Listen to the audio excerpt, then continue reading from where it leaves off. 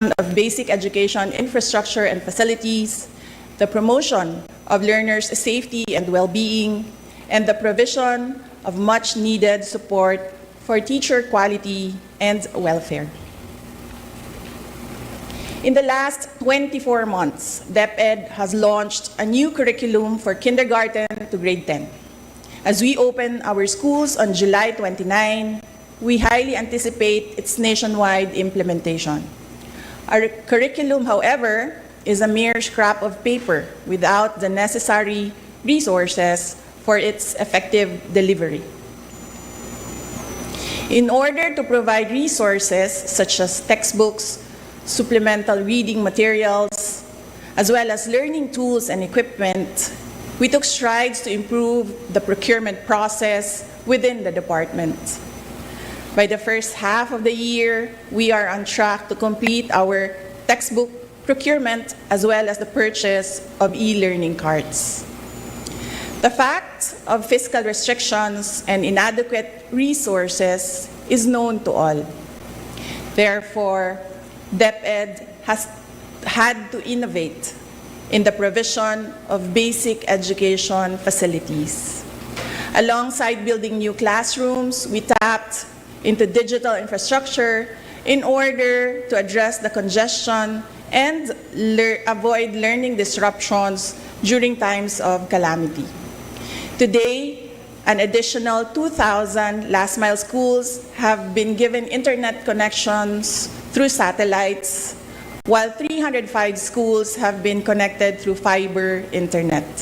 By the end of 2025, we aim for all schools to be connected. With the emergence of technology and social media, our learners also face new and emerging challenges. Hindi biro ang maging mag-aaral sa panahong ito. In order to provide a safe and conducive learning environment for our learners, we have launched a centralized reporting system through the Learners' Rights and Protection Office. By providing a hotline, we remind each learner that they are never alone. We continue to provide awareness and work with partner agencies to shield our learners and teachers from all forms of abuse, illegal drugs, terrorism, insurgency, and all forms of criminal activities. In our thrust to promote inclusivity, we continue to strengthen the alternative learning system and our special needs education. No child should be left behind. Teachers are truly the cornerstone of any education system. We have worked tirelessly to address your concerns through the National Educators Academy. We have provided avenues for teacher training and professional development.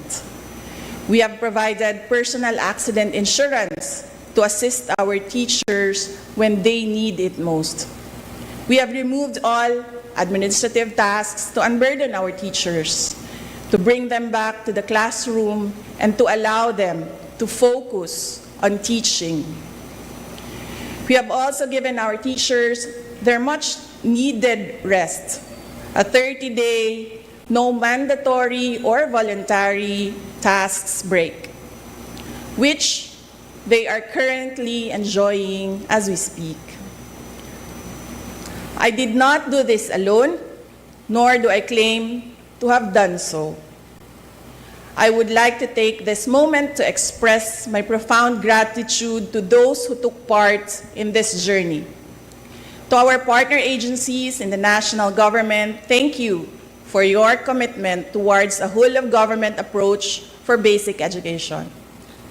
To our local government units, thank you for keeping education and the youth as priority projects year in and year out. To our private sector partners, whether foreign or domestic, thank you for your resolve as education champions. To my DepEd family, Execom, Mancom, Central, Regional, Division, and school officials,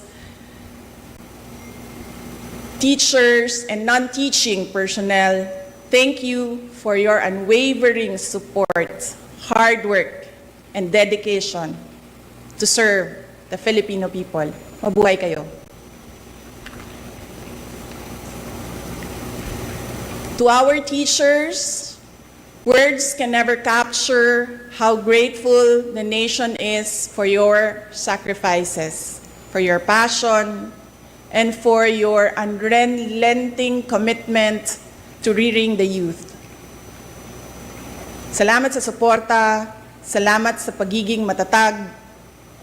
The nation will forever be in your debts.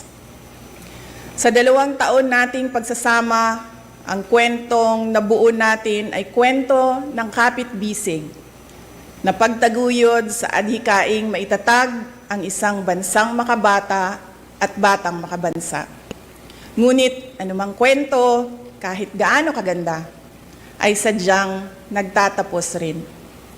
Earlier today, June 19, 2024, I sought an audience with the President and tendered my resignation as the Secretary of Education effective July 19, 2024. I have given my 30-day notice to ensure the proper and orderly transition for the benefit of the next Secretary. Mga kababayan, ang aking pagbibitiw ay hindi lulan ng kahinaan, kundi dala ng tunay na malasakit para sa ating mga guro at kabataang Pilipino.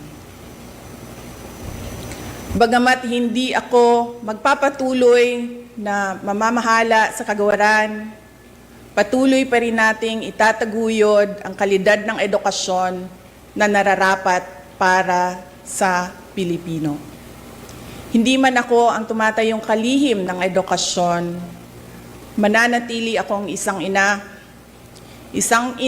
na nagmamatyag at titindig para sa kapakanan ng bawat guro at bawat mag-aaral sa Pilipinas.